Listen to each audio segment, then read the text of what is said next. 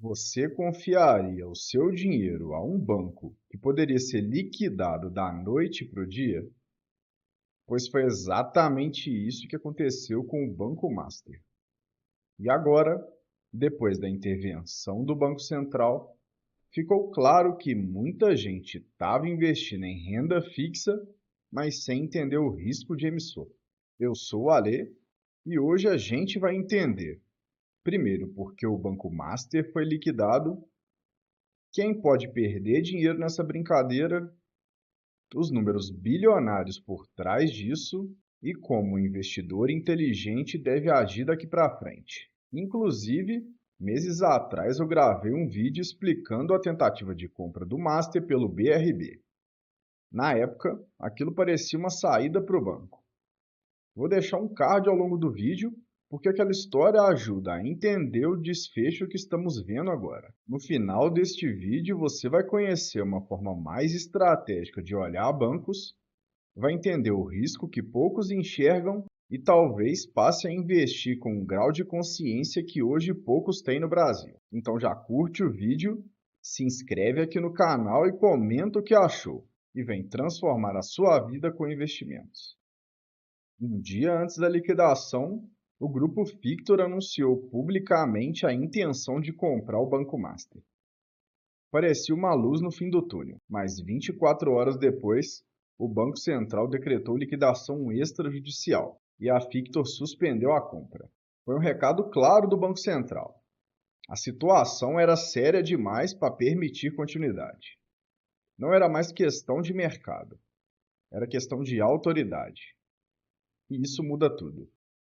As investigações mostraram falhas de compliance, suspeita de emissões de títulos sem lastro e até crimes contra o sistema financeiro.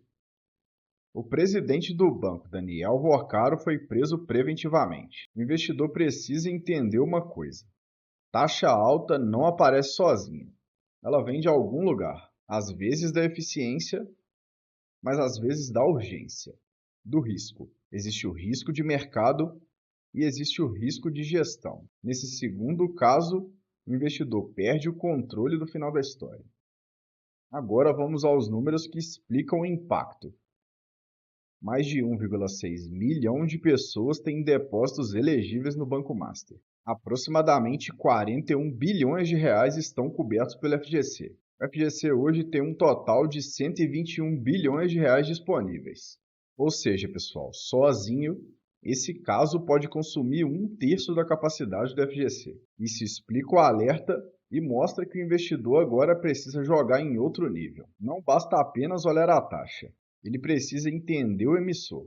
E isso muda a forma como o mercado investe em bancos médios de agora em diante.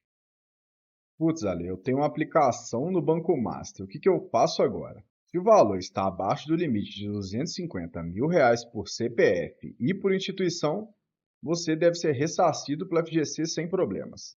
Mas acima disso, aí a história já é outra. Tudo que ultrapassa esse limite precisa ser tratado como valor possivelmente perdido, pessoal. Esse dinheiro entra na massa falida e pode ficar anos sem resposta, ou nunca voltar.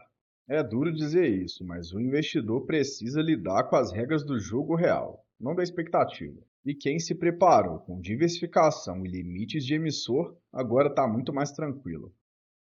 A mentalidade que está mudando com esse caso é a seguinte: renda fixa não é só taxa. É emissor, mais governança, mais liquidez, mais estratégia. Bancos menores tendem a pagar mais para captar mais rápido. E isso é normal. Mas isso exige análise, porque retorno alto pode ser oportunidade ou sinal de fragilidade. E agora o investidor vai ter que aprender a identificar isso. Outra lição importante: o FGC existe, mas não é escudo infinito. E depender só dele é confortável até o momento em que deixa de ser. Existem 4 atitudes inteligentes para esse novo cenário. Primeiro, acompanhar todas as comunicações do BC e do FGC. Segundo, analisar banco emissor como empresa. Balanço, histórico, concentração de crédito tipo de cliente. Terceiro, diversificar plataformas e emissores. E quarto, manter um colchão de liquidez fora de bancos mais agressivos. No Brasil, analisamos ações com seriedade. Talvez esteja na hora de fazer o mesmo com renda fixa. Nesse momento, quem entender emissor está um passo à frente. No curto prazo, muitos investidores vão ganhar medo de bancos médios. Isso é natural, mas no médio prazo, isso pode abrir duas portas. Porta 1, bancos médios poderão precisar pagar mais caro para captar. Isso pode ser uma oportunidade. Porta 2, só captarão bem quem mostrar histórico, governança e transparência.